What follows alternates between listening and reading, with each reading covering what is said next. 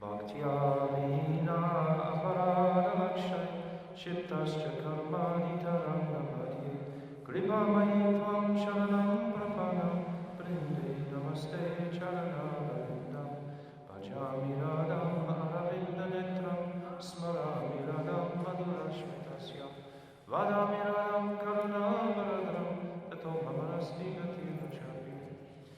I first of all offer millions and millions of Dandavat pranams unto the lotus feet of my most beloved Gurudev, Nitya Lila Pravishta Om Asto Tarsara Shishima, Srila Bhativedanta Narayana Maharaj. And the same again, millions and millions of times unto the lotus feet of our beloved Nitya Lila Pravishta Om Asto Tarsara Shishima, Srila Bhativedanta Swami, Srila Prabhupada, and all the Vaishnavi devotees of the Lord, Dandavat pranams. So again, we're making some endeavor to enter into what are the moods of this Bhagavatam, what is the Satyam Paramadimahi, what is the Satya, what is the goal. So we've already discussed in the first explanation of Srila Vishwanath Chakravarti Thakur on this first verse that Satyam Paramadimahi is actually that supreme, all-pervasive Brahman. Those personalities who are in that Brahman realization, they are realizing the entirety of the Bhagavatam. And then he goes to a higher stage than this. Actually, there is more. It's like this verse, Tattva Vidas Tattvam Yajnanam Advayam Brahmati Paramatmati Bhagavan Iti Shavyate. These three stages which are described in the 11th verse of the second chapter. These three stages of realization. So Srila Vishwanath Chakravarti Thakur is fluffing these out. The second explanation is about Lord Narayan, that supreme person, and his merciful qualities. So it's including very much of a mood, not just an object, but a heart mood, which is what the Bhagavatam is about. And then yesterday, we were discussing this third explanation, that actually the conclusion of Bhagavatam is Madhurya Ras, this highest Ras. There is Shanta, Dasya, Sakya, Vatsalya, and Madhurya. So he's cutting straight through to Madhurya. Madhurya is the Satya. Madhurya is the Prayojan. Madhurya is the Satyam Paramadimahi. So he's describing it in this way. There are, as we've described, so many different gradations that we can explain in the stages of the Bhagavatam. Yesterday we went through the 5 different types of bhaktas, from six different types of bhaktas, from a Sakam Karma to Dhruva Maharaj, to a Jnani Bhakta, Prahlad Maharaj, Sudat Bhakta, Shuddha Bhakta, Ambarish Maharaj, a Premi Bhakta, Hanumanji, a Para Prema Bhakta, the Panch Pandavas, the 5 Pandavas, and then the Premtaru, the Uddhava, that personality who is in such a unique position as being Krishna's most confidential friend in Dwarka and Mathura. So how is he able to relate to Krishna? And then of course beyond there is the entire Braj Dham consideration of their degree of affection and bhakti, starting from Shantaras again, going Dasyaras with Krishna's servants, and then Sakyaras with the cowherd boys, and then Vatsalya Ras with the Mother Yashoda, Nanda Baba, etc., and then coming to Madhurya. So now, this is what we discussed yesterday, this Madhurya Ras. So today, Srila Vishwanath Chakravarti Thakur is coming to his fourth explanation of this. Who is the Ishtadev? Who is the Satyam Paramadimahi? What is the conclusion? What is the Satya of all of this Bhagavatam? So I'll read through and we can comment as we go. So now this fourth explanation is going to be focused on Radha and Krishna. This is the fourth. We've described already in the first day what is the conclusion So we have this ladder very clearly, the sadhya, the conclusion ultimately, or the highest conception of the Bhagavatam is Bhakti Devi herself. This mood of devotion, it's the devotion itself which is the highest truth of the Bhagavatam. This is what Srila Vishwanath Chakravarti Thakur is presenting now in his fourth explanation. He's explaining that Radha and Krishna are actually the Satyam Paramadimahi before he gets to that final conclusion. So without an appreciation of who are Radha and Krishna, how is it conceivable that we can get to that final conclusion? That's Satyam Paramadimahi. It's like that verse, Vikriditam Brajavaduvitam cha Vishnu, Shradan Vito Nushunyat Arta Varenyamya, Bhaktim Param Bhagavati Labhya. This Bhaktim, Param, the topmost bhakti, is to hear about the pastimes of Krishna. When we hear about the pastimes of Krishna, then the topmost bhakti will actually develop. Then that highest devotion to Radha and Krishna is going to be inspired within the heart of the sadhak. Just like in the evenings we're reading from Gopi Geet. This is to inspire us to that kunj of Vrindavan, to inspire us to that Vrindavan pastime.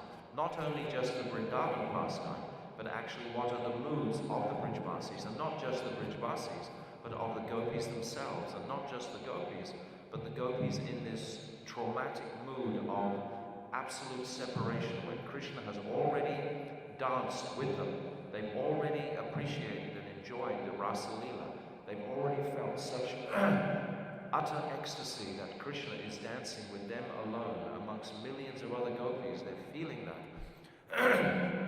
And then Krishna disappears.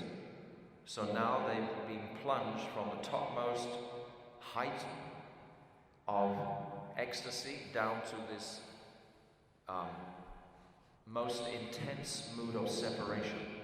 So paralleling what we're reading in the morning with what we're hearing in the evening, it creates a very solid balance to appreciate what is the absolute reality of this Srimad Bhagavatam. Don't think ever that the Srimad Bhagavatam is just, a story of kings and their instructions and ascetics and Brahmavadis, etc. But it's a whole relish actually contained within it. It's the entirety of all spiritual knowledge and the direction, how to practice that knowledge. It has the sambandha, the relationship, then the prayojan in the 10th canto, and in the 11th canto, of course, is the avideya, how to access that goal, that absolute goal of bhakti. And that 11th canto is saying very clearly about detachment. Most of that 11th canto, and even the pastime of Krishna himself, is revolving around the mood of detachment from anything in this material world at all. We can go into that later. So the fourth explanation, without deceit, in correct manner. He's saying this without deceit because this highest prayojan can be very much misinterpreted because of our enjoying, our material enjoying propensity. The nature of the jiva is to enjoy. That is his essential nature. His nature is to enjoy his service to Krishna, to be happy and fully satisfied in his service to Krishna. But because this is a perverted reflection in this world, we're seeking enjoyment from material objects. So he's saying here quite clearly, without deceit. That means without trying to put a twist on it, that I'm going to get some special material type of, pleasure from hearing about these very confidential topics materially. But this is what we understand is sahajiyism. This is what it means, trying to imitate those great souls who are eligible to actually enter into ras. So without deceit, in correct manner, that means according to Kram, according to the direct instructions of Sri Guru. We see in the life of our Gurudev, he was able to talk on such esoteric topics but he never compromised the principles one iota, ever and ever in his life. Many devotees were traveling him with for 10, 15, almost 20 years completely, and never was there a time when he transgressed what is etiquette. Always his consciousness was grounded in that place of Vishuddha Sattva, of pure goodness and pure activity. In every way he performed any sort of activity. There was never a time when he just got into a car after a long program and thought, well, let's chill out for a few minutes and, talk about something else or whatever. There was never a moment, not a fraction of a moment for that. And Srila Bhativedanta Saraswati, he described this state of consciousness in describing his own Guru Maharaj, Srila Gopinath Babaji. He said he examined him and he didn't find, even for any number of seconds during the day, that Srila Gopinath Babaji was separated from his focus of his goal. He said if he'd found that Srila Gopinath Babaji was 23 hours and 59 minutes and 30 seconds thinking of Krishna, but that extra 30 seconds, he just took a break, then he would not have embraced that person as the highest Mahabhagavan. So we see in that example, and this of our Gurudev, so in the correct manner, that means knowing. Where in ignorance, it's our duty to understand what is the correct behavior, especially amongst Vaishnavas, amongst devotees. And there are so many gradations of devotees. If we meet higher, if we go to some function at a Gaudiya temple, something, there is a certain amount of etiquette or behavior that is necessary. And if we don't know that, what's going to happen? We're going to commit offenses if we're not sure of how to behave properly. So it's up to us. It's just like if you're driving in a car, say you come from Africa where you don't have to wear a seatbelt, for example, and you're driving in England all of a sudden, you don't have your belt on, the policeman stops you, and then you say, well, I didn't know I had to wear a seatbelt. In Africa we just have them, but we don't actually have to put them on. And you still get booked, you still get fined, because it's our duty personally to know the law of the land. If you don't know the law of the land, you're going to be punished for it. So similarly, if you haven't learned what is etiquette amongst Vaishnavas and higher devotees, then you're going to take some sort of reaction for it. So it's very much in our favor to understand these rules and regulations. We need to know the parameters where the rules and regulations will bind us to. And actually all these rules and regulations, I was saying the other day, they all have specific purpose. They all have a purpose to enhance the mood and atmosphere of sweetness amongst the Vaishnavas. That's what they're for. Like, for example, when you've taken your prasad, and if you step across the place where your plate was, this is actually an offense to prasadam. We should step around. Even we pick our plate up, but that place where we've just eaten is now contaminated.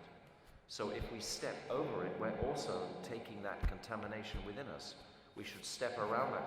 This is just a very, very small rule. Lots of devotees don't even know this rule, for example. But we should be aware of all these different, and whether we follow them or not, but at least we should know them. We should know what they are. There's purpose to them all. And now he's saying, aspiring for the highest goal, we meditate on Radha and Krishna, from whom arises the height of Madhurya Ras. So we've just discussed in the third explanation that Madhurya Ras is the Satyam Paramadimahi. Now, what is the Madhurya Ras made up of? It's made up of the sweetest pastimes between Sri Radha and Krishna. These pastimes are described, for example, in the Jayavadana, in the 38th chapter, the Astakalya Leela, very, very explicitly and very clearly. It's our duty, if we want to make advancement, to understand and appreciate what are the eightfold pastimes in Krishna's day.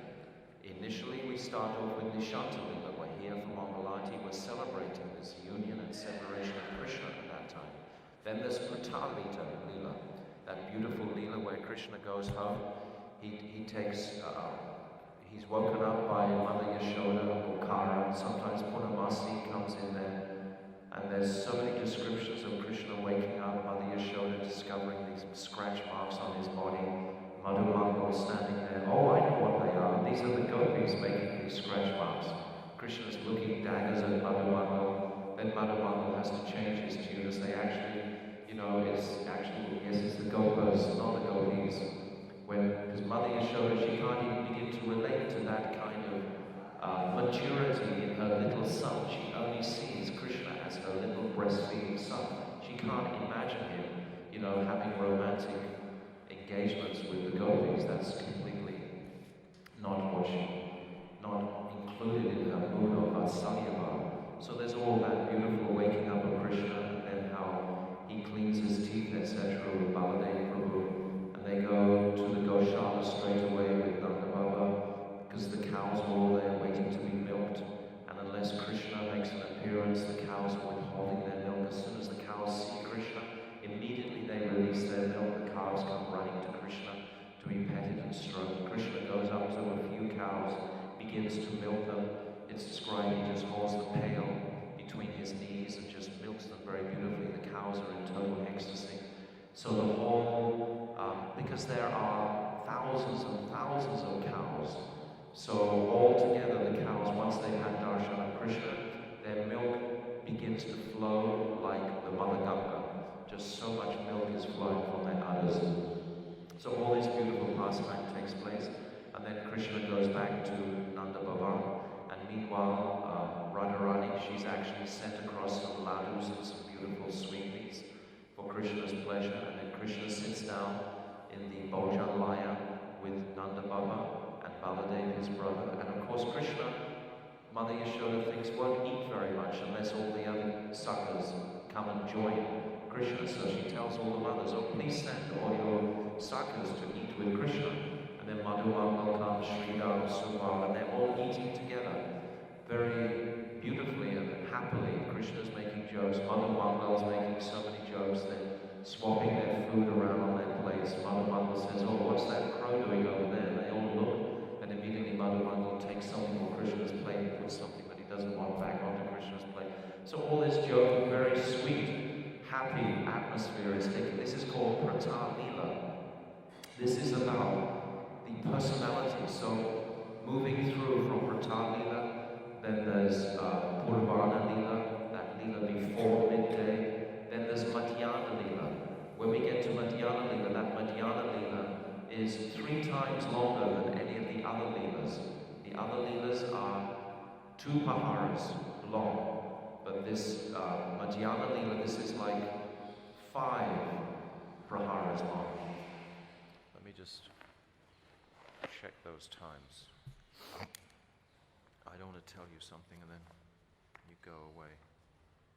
I'm thinking it's something else.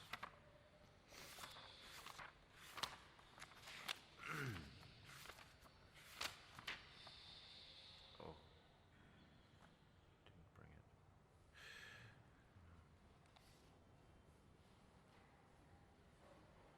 Okay. Till tonight. So the Madhyana Lila is so much longer than the other Leelas. It's the same length as the Ratru Leela in the night. So the Madhyana Leela is when Radha and Krishna are first meeting. I just realized that the explanation is about Radha and Krishna. It's not about the Sakya Bhav, so I have to come into Radha and Krishna Leela. So from appreciating how Krishna, even though the cowherd boys, as I described last night, have so much affection for Krishna, still Krishna's ready to leave them every single day. And just like Mother Yashoda and Nanda Baba, even Vatsalya is so extraordinarily high and filled with juice and ecstasy, still Krishna will leave that rasa, and he will go to take company of the gopis and go to perform this Madhurya rasa with the gopis in Radha Kund at midday. So this midday meeting, this is called the Yogapin. This is the midday meeting between Radha and Krishna and Radha Kund. And then there are so many pastimes, and this is all called Rasa Leela. Gurudev describes it. Rasa Leela not just the dancing, it's actually taking of madhu wine, it's the gambling, it's the swimming in Radha Kund, it's the taking of special feast prepared by Vrindavan, it's the stealing of the flute pastimes. These are all pastimes in Rasa Leela, because they're pastimes between Krishna and the gopis, all Krishna and Radha. So here Vishwanath Chakravarti Thakur is making the point that Radha and Krishna are the supreme Satyam Paramadimahi of the Bhagavatam. So when we focus our attention on them, then that is the conclusion of the Bhagavatam. And this is described in the Bhagavatam in beautiful verses from the Brahmara Gita, from the Gopi Gita, the Yugal Gita, the Pranaya Gita, and the Venu Gita. These 5 life heirs are the life heirs of the whole Bhagavatam, the Rasa Panchadiya, the 5 heirs. So this is the summum bonum, this is the Satyam Paramadimahi. This is what Srila Vishwanath Chakravarti Thakur is saying. So by giving up the other gopis and following only Sri Radha as Dhira Lalit. So Krishna has 4 types of hero. There is Dhirodata, Dhirodata, and Dhiroshantaha, and Dhira Lalit. So in this Dhiroshantaha, this is the mood described like Yudhisthira Maharaj actually possesses. And Dhirodata is like a mood. It's Krishna's the hero of this, but it's a similar mood to what Yudhisthira Maharaj has. Very regal, majestic, etc. This is Krishna's mood as Dhirodata. Dhiroshantaha rather. Then Dhirodata is when Krishna is very sober, very grave, and this is likened to a mood like Lord Ram. And then there's the other Dhirodata is when Krishna is in a very arrogant type of mood, when Kaliyavan, that black barbarian who chased him, it's described that Krishna writes in one letter calling him a frog, and he has a very arrogant mood towards him like that. So this is the Dhirodata hero. But the Dhira Lalit is the romantic hero. This Dhira Lalit, all of the heroic acts in the Bhagavatam in Vrindavan are like Dhira Lalit. Dhira Lalit is that hero. And he showed his expertise in the chief aspects of rasa. And Radha exhibited herself as an independent lover. So we have to appreciate this understanding of Radha Tattva. It's just like if you give birth to a child, that child is manifesting from you, but that child still has its own unique independence. So similarly, Sri Radha has manifested from Krishna, but she maintains her own independence from Krishna, even though she's entirely dependent on Krishna for the upliftment of her heart, for her fulfillment of rasa. She's dependent on, just like a fire. Krishna is like the fire, and then heat, the energy from the fire, which is like Radha. The heat is always dependent on the fire, but the fire is never dependent on the heat. You understand? So like that, Sri Radha is like that, even though she also has her independent, because it's saying here, exhibiting herself as an independent lover. It's only because of that independent mood from Radha that Krishna is able to be satisfied. If Radha was totally dependent on Krishna, then how would she possibly exhibit those moods of man, or contrary nature that please Krishna so much? It wouldn't be possible. So she maintains her independent nature in such a sense that she will control Krishna entirely. Krishna imparted the Bhagavatam through the heart of Shukadev. However, Noah of this rasa from birth. So Shukadev Goswami, of course, is Sri Radha's parrot in Krishna Leela. So Shukadev Goswami is knowing all this rasa tattva, knowing all tattva vichar, knowing everything. But he was asked to remain behind in this world. And initially he exhibits a mood of being like a Brahmavan, just to bring out the sweetness of the Bhagavatam that Vedavyas told to his wood collectors when they went to the forest to chant a certain number of verses that would inspire Shukadeva to come back. This mood of compassion, for example, in the Supreme Person. Because understand, being a Brahmavan, it's like you feel satisfied within yourself and within the neutral aspect of Krishna, in that aspect of just that renunciation of knowledge. So when he heard that verse, for example, of Ho Bhakiyam Kalakal Stutam, Yadyapi Abai Labhe Katindatri Uchitam Tatonyam Kalvar Dayalam Uchitam Brajema, that this witch, Putana, came to kill Krishna by smearing poison, deadly poison on her breasts, and still Krishna granted her the benediction of being a nursemaid in the peripheral of Goloka Vrindavan. So how merciful is Krishna?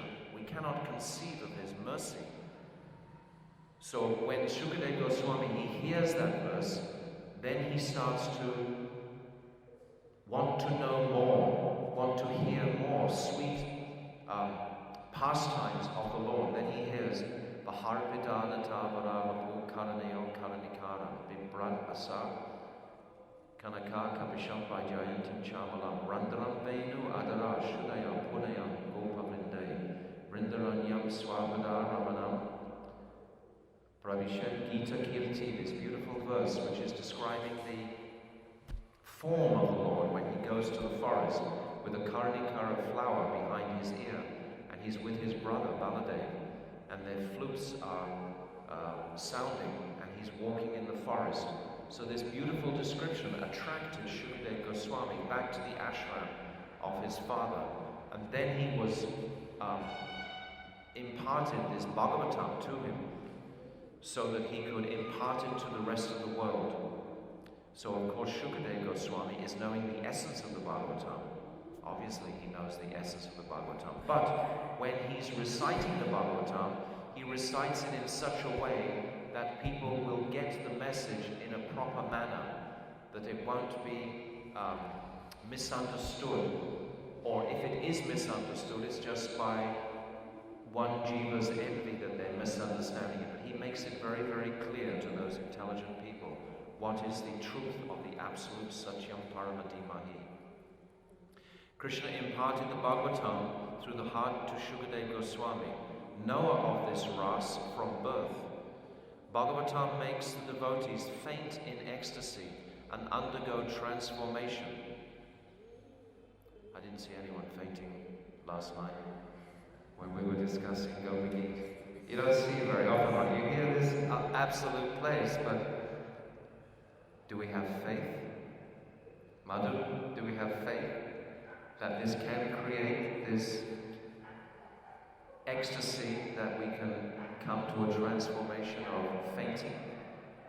Do you have faith for that? If we read the Bhagavatam, it'll build that faith. If we dive into the sweet pools of bliss within the Bhagavatam, this is what the result is going to be. We have to believe in Guru. We have to believe in our Guru Acharyas, who are indicating that this will be the case. So, under Anugatya, because it must be under guidance, Shraddhan Vito, if it's under guidance, then this promise will be very quickly become a reality, and we will become purified sufficiently to taste the sadhya of this Srimad Bhagavatam. And Srila Vishwanath Chakravarti Thakur is describing here that sadhya is to appreciate the glories of Sri Radha and Krishna. So those glories, as I've already said, are really coming out in those 5 Panchadiya chapters, those 5 life airs, which are all about the gopis' deep moods of affection.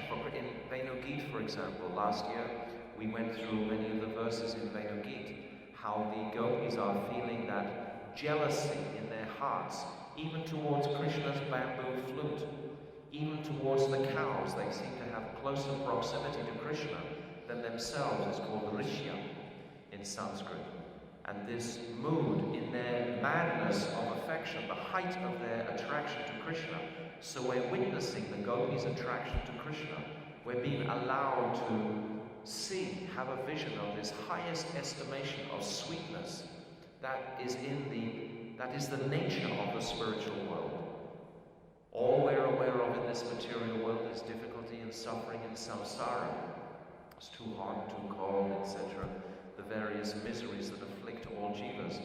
But without that picture, that complete experience of the spiritual world, how can we actually proceed there? So that means that's the sadhya, the goal. So the goal here that Vishwanath Chakravarti Thakur is describing is Radha and Krishna themselves. Then he's saying that just as fire, water, and earth reverse their properties, for example, the moon becomes very, very bright on that full moon night. Normally the moon is very cooling, but there's beautiful, sweet warmth coming from the moon on that night. And then water, actually, its nature is to flow. It's liquid, but the water becomes stunned. Jamuna Devi just stops solid. And earth, which is normally solid, it melts. So there's many descriptions of the gopis accusing Krishna that he's transformed everything by the sound of his flute, and he's also transformed their hearts that normally are very moralistic, very well-behaved, happy, homely type of gopis into mad, wild women. He's transformed their hearts from that. He's made them leave their homes, run to the forest, and this is not their natures. And they accuse him, just like you've changed the nature of the rocks and turned them into liquid. You've changed the nature of Jamuna and turned her solid. You've changed the nature of the air. Dira Samira, even the air itself becomes stunned and can't flow anywhere. It becomes solid.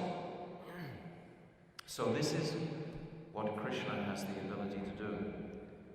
And he's saying, by his influence, the three Shaktis remain eternally. I don't quite understand what that means. Okay, I'll come back to it. So now he goes on.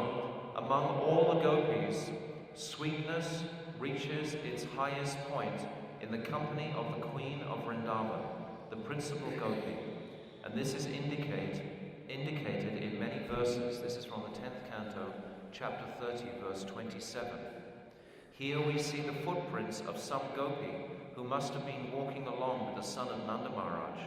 He must have put his arm on her shoulder, just as an elephant rests his trunk on the shoulder of an accompanying she-elephant. So now, because of Krishna's pastime of leaving the Rasa Leela right at the very beginning, with only one gopi, then it's showing the extraordinary greatness of Sri Radha. So this is what Srila Vishwanath Chakravarti Thakur wants to bring out in his explanation of this fourth Satyam Paramadimahi, this fourth goal, fourth understanding. Then also another verse, Anaya Radito Nunam Bhagavan Ishvara Yanno Vihaya Govinda Pritoyam Anayadraha.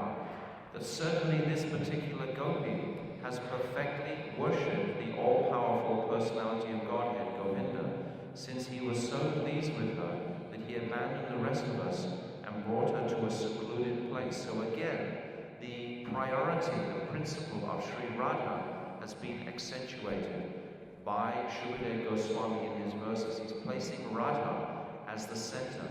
So, in other words, Radha and Krishna combined are the Satyam Paramadimahi. And we understand this, of course, from understanding the identity of Sri Chaitanya Mahaprabhu, who has come to teach us this Satyam Paramadimahi. It's saying in Chaitanya Charitamrita, Radha Krishna Pranaya Vikritya Hladini Shakti Asmat, that this one Radha Radha and Krishna have become one in the form of Satchidananda Gaurahari. So by taking the instructions and following the guidance of Satchidananda Gaurahari, following his example as a sadhak, as a bhajan shiksha guru, then we can attain understanding of this Satyam Paramadimahi as being none other than Radha and Krishna. Again, we meditate upon Sri Radha and Krishna, from whom there is the appearance, janma, of Madhurya Ras, Adasya. So the first line of this shloka, Janmadi Asya. So now he's starting to explain that according to the verse, the first verse, it means Radha and Krishna alone. This means that these two are the supreme receptacle of the art of Madhurya Ras. So he's just previously explained that Madhurya Ras was the topmost Satyam Paramadi. Now he's explaining the supreme receptacle of that Paramadimahi, which is Radha and Krishna. Because he gave up other gopis and followed Radha alone, he is known as Dhira Lalit lover, favorable for cultivating arasa. I said yesterday that Bhativedanta has said that the purpose, the function of bhakti is bhakti ras. This is the function of bhakti. The goal of bhakti is bhakti ras, to understand what is that bhakti ras. Without the appearance of Rupa Goswami, we could not have understood that bhakti ras. We would simply have understood simply bhakti.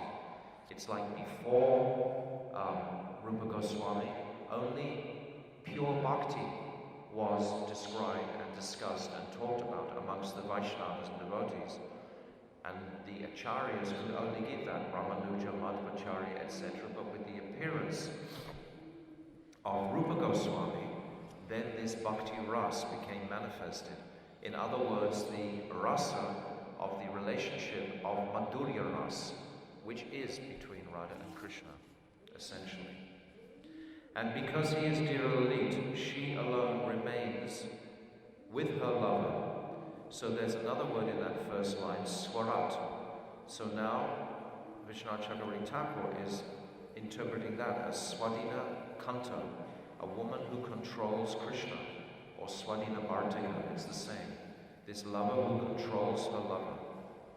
In order to reveal all this, he imparted the Bhagavatam through the heart, containing as its essence the 5 chapters on rasa. So how could you possibly be in a sangha that doesn't put prominence on these 5 essential chapters? If they are the life air, and we choose not to discuss them, not to read about them, then how can you possibly reach the highest sadhya, the highest goal? How is it possible? You will just be making preparation for a future birth to do that. You'll be creating so much good sanskars, sakriti, etc. But you won't have actually touched on the heart of it unless you touch on these 5 pancha rasa panchadiya, these life airs.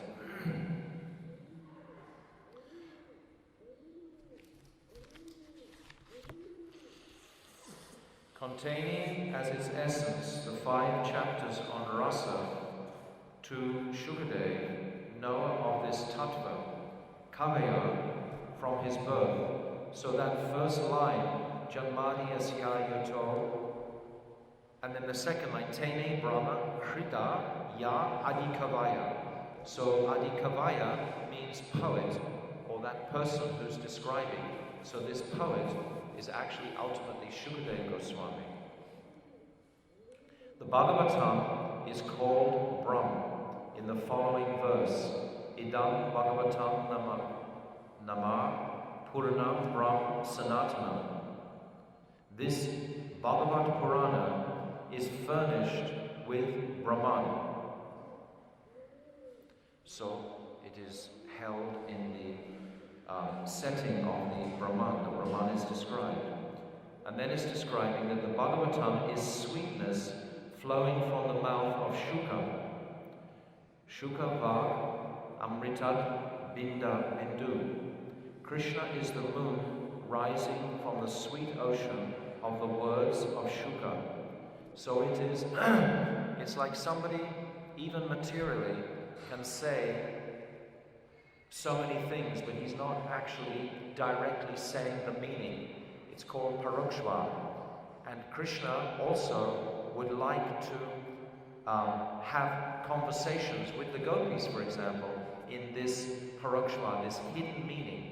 In his conversations that are described by Srila Vishwanath Chakravarti Thakur, there are many hidden meanings. He doesn't give the direct meaning.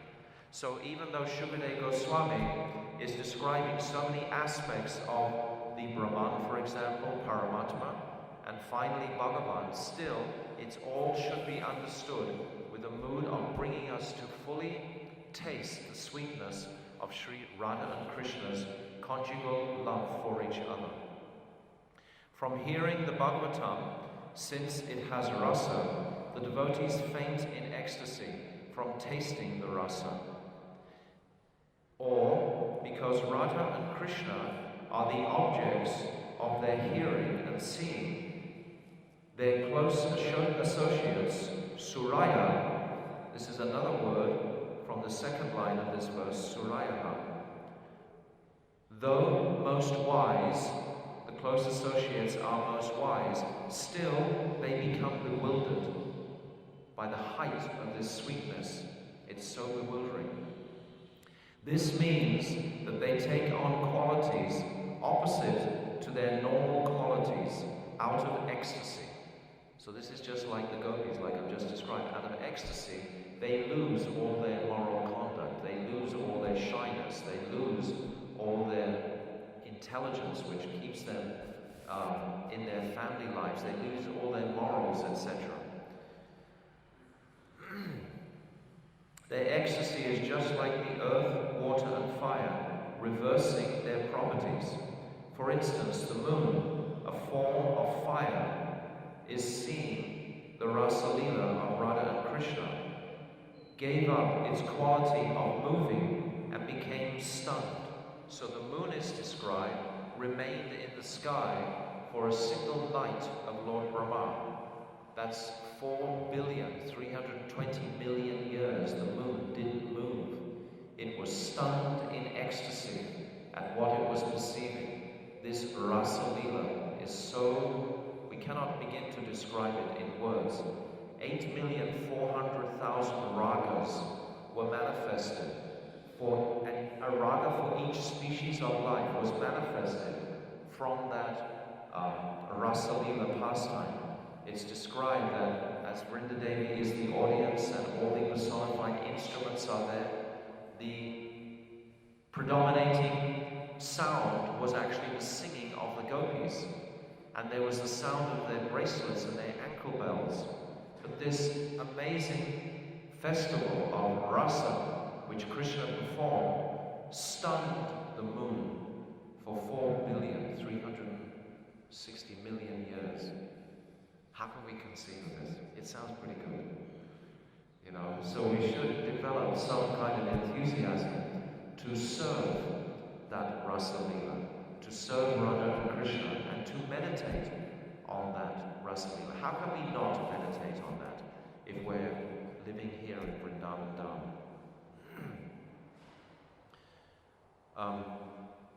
So they gave up their quality of moving and became stunned like earth.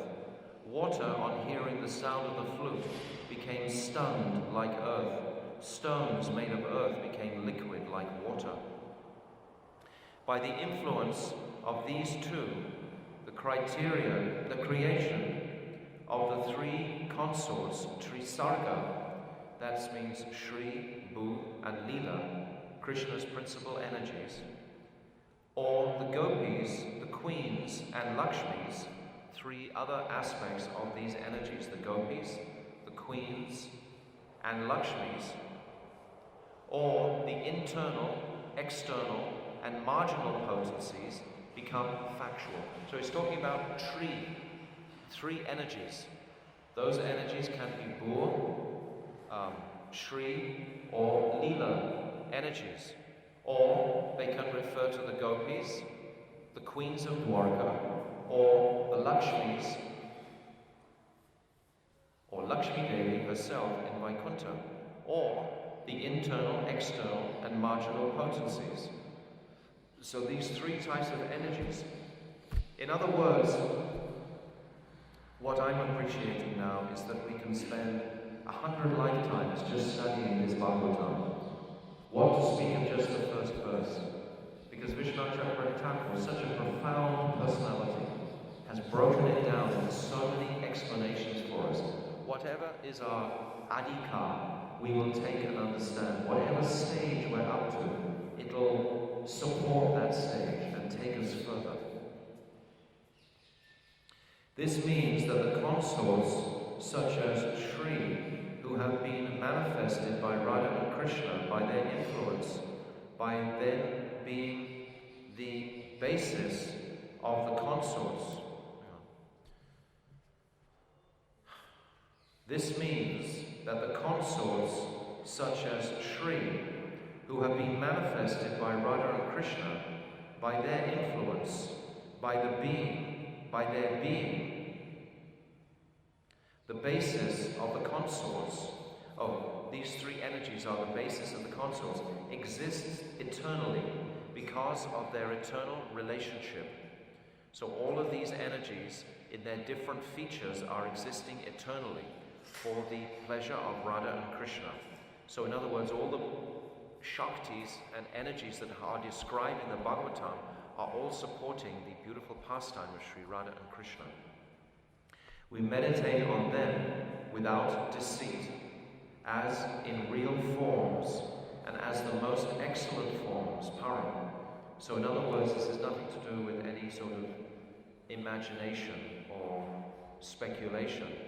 This is what he's making clear again here, which is what he made clear in the beginning, that without this deceit, as real forms and the most excellent of forms, not just real, but the most excellent forms, param.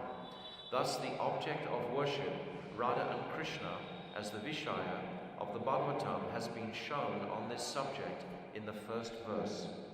So this is the conclusion of his fourth explanation, that it's Radha and Krishna who are the summum bonum of the Bhagavatam. They are the prayojan. And just as we see in the description of the Sambandha, the first 9 cantos, like the pillars of the palace of rasa, then the palace is placed on top, and then the roof, so to speak, is like the abhideya to contain that prayojan. So in that abhideya tattva, that is showing us how to access Radha and Krishna. But this more falls in the category of the next explanation, the final explanation, which I'm just going to touch on today, which is actually Bhakti Devi herself. Bhakti Devi is our devotion. How can we enter into the dynamic of the living Bhagavatam? We do by our own devotion. It's our devotion that brings the Bhagavatam alive in our hearts. We see it like an object in one sense, but when we link with it through our sambandha, through our devotion, then it becomes alive. Then it's a living essence. This Bhagavatam is alive. It's alive with the opportunity for us to develop our pure devotion, our Shuddha Bhakti to Radha and Krishna. So I'll just begin this because this is a little more lengthy and we only have one more class after today. Tomorrow will be the last discussion on this topic. So I hope you've appreciated something.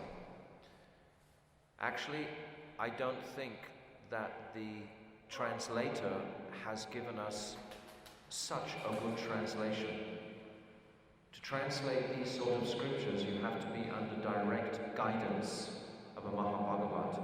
And I'm not confident that the translations are so simple to understand, because perhaps they haven't been understood themselves by the translator.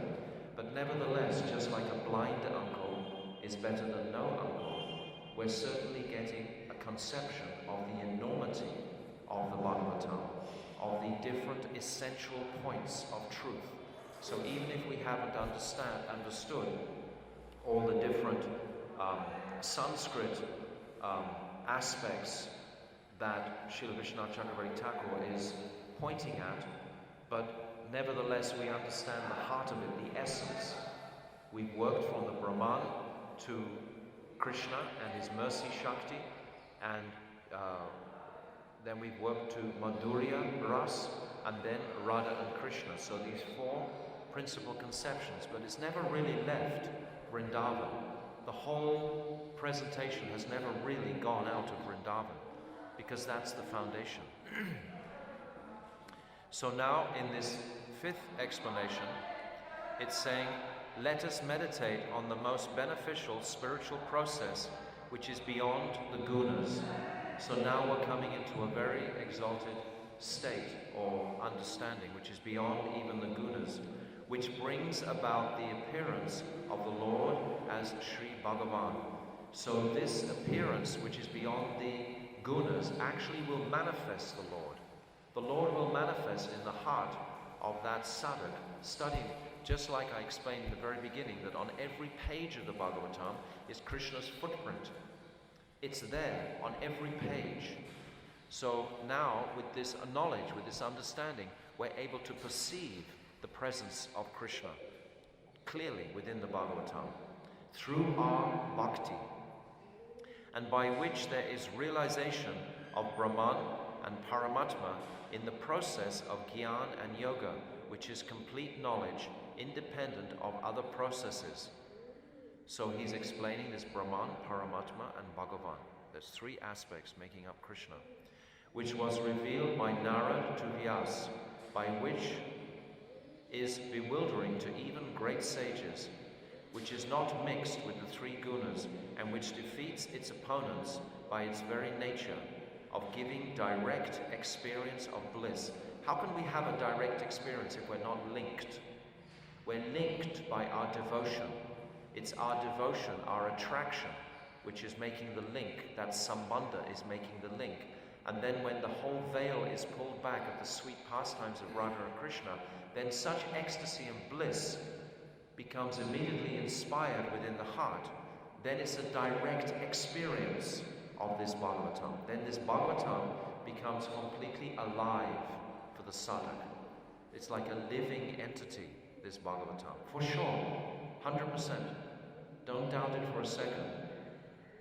This beautiful verse, Krishna Svardamo Pachite Dharma Janadi Visaha Kolona Satrisham Isham Purana Kodanonita. That this Bhagavata Purana is as brilliant as the sun. Why? Because it will give us pure bhakti. It will give us Shuddha Bhakti. It will give us that treasure of the heart's satisfaction. Who is not longing for the heart's satisfaction? Isn't that what we are all hankering for? That heart satisfaction is the swarup of the jiva. That is our swarup.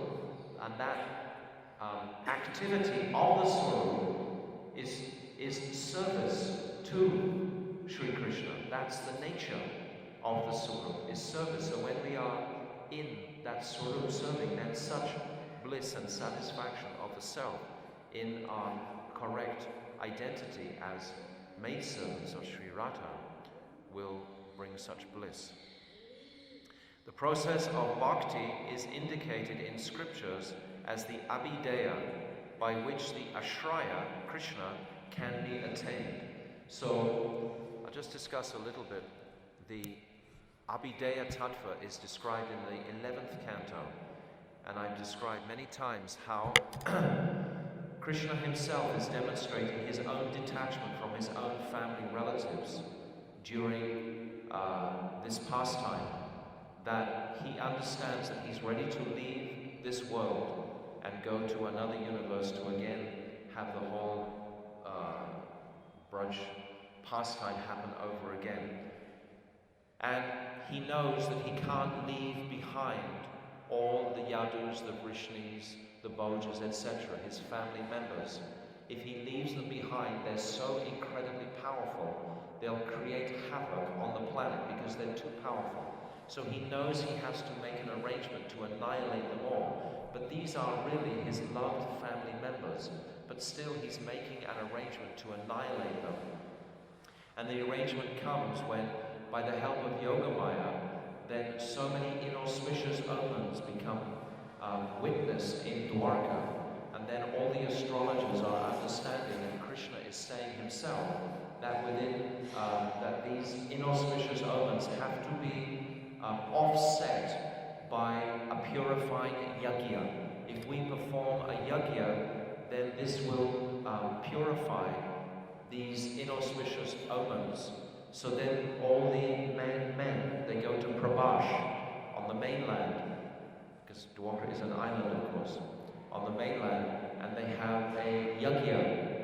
And during that yajna, they drink this somaras, and they become intoxicated with that somaras. Krishna inspires a malevolent mood within those family members, where all of a sudden the son starts to argue with the father. Then the father becomes intolerant of the son's harsh words and slaps him very hard. And then the son punches the father.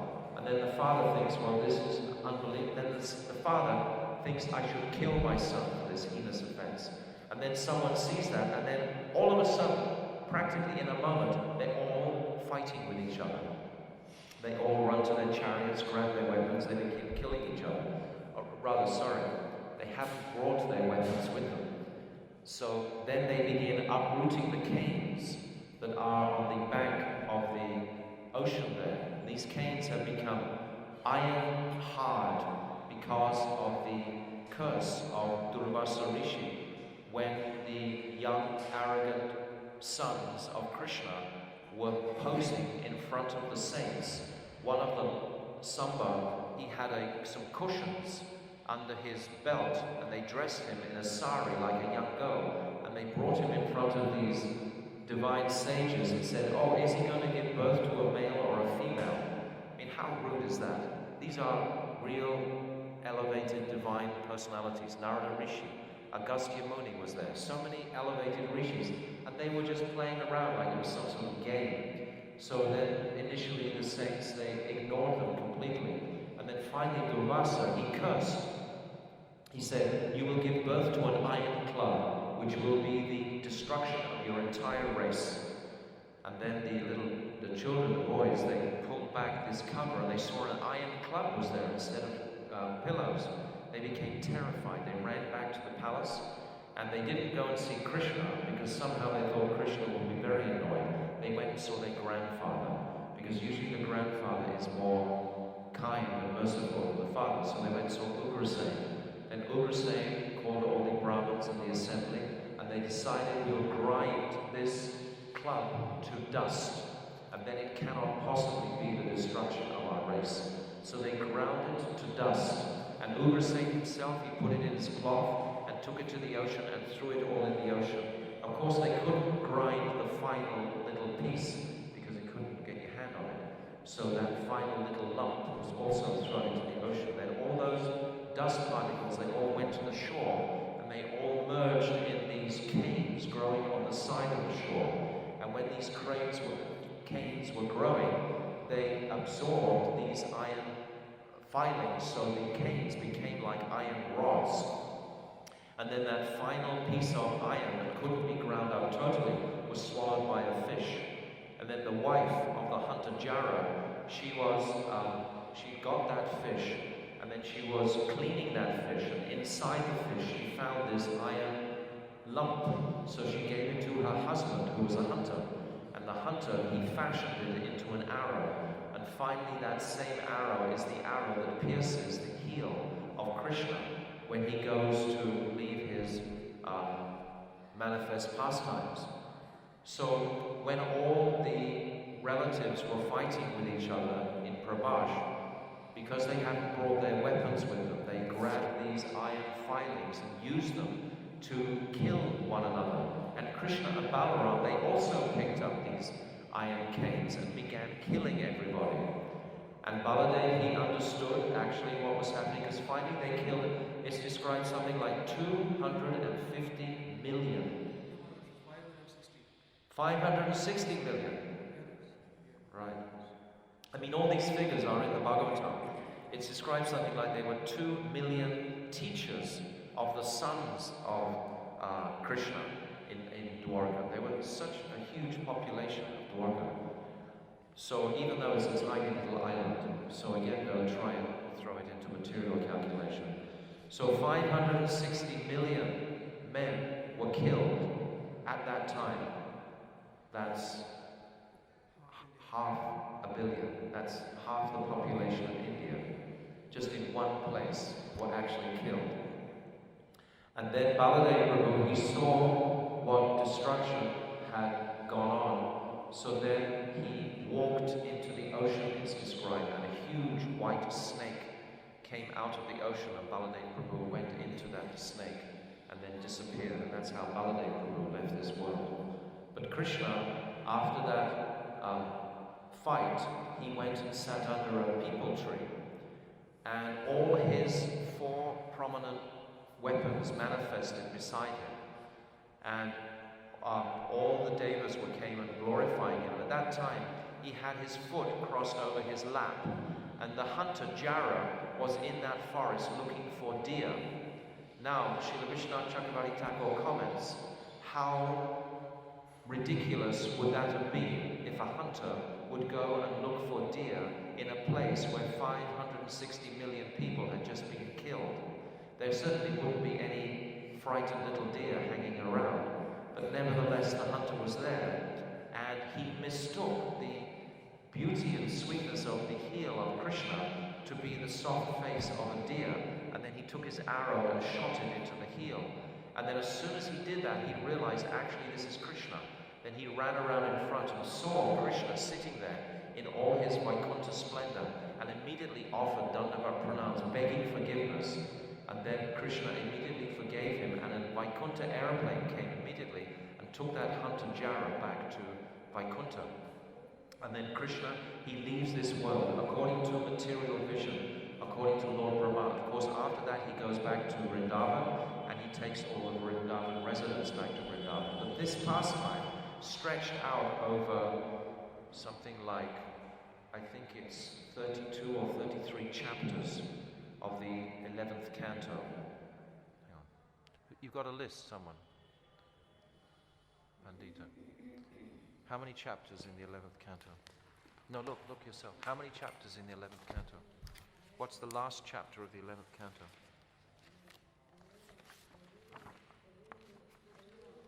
What is it? 31, so it's pretty close. I said 32. So, over 31 chapters. So, this pastime is described at the beginning of the 11th canto and at the end. And in the middle, he's talking to Uddhava. He's talking to Uddhava about all the aspects of renunciation and detachment. And he's imparting to him all this knowledge. He's sitting down in Dwarka, and he starts this conversation. And he says to Uddhava, within 7 days, the ocean will inundate Dwarka. And he imparts this conversation. Then he goes with all the family members, and then this pastime happens. And then after that pastime happens, they send Daruka back to Dwarka to tell Arjuna, who has just arrived in Dwarka, to take all his queens to Hastinapur, because the ocean is about to come. So this is the story pastime. So then Arjuna, he takes all those queens to Hastinapur. And at that time, Krishna, he disguises himself as a rogue, as a dacoit, and steals all his queens, takes them to transcendental Dwarka. So that's the pastime. But all the instructions there, the instructions of the 24 gurus, for example, are all demonstrating the aspect of detachment from anything material. So it's this detachment that will actually fuel our inspiration towards bhakti. Or rather, Bhakti Devi herself will inspire that detachment. Just for example, I often encourage devotees that if they want to not work in the material world so hard. They can actually increase their spiritual program, and then their ambitions to achieve anything in the material world will actually diminish, and then they won't have to work so hard. So you don't have to work like an animal in the material world. If you do take seriously to this process, detachment will automatically come where you don't really want anything. Your desires will minimize, so therefore you don't have to work so hard. It's an equation. It works. So I'll stop here.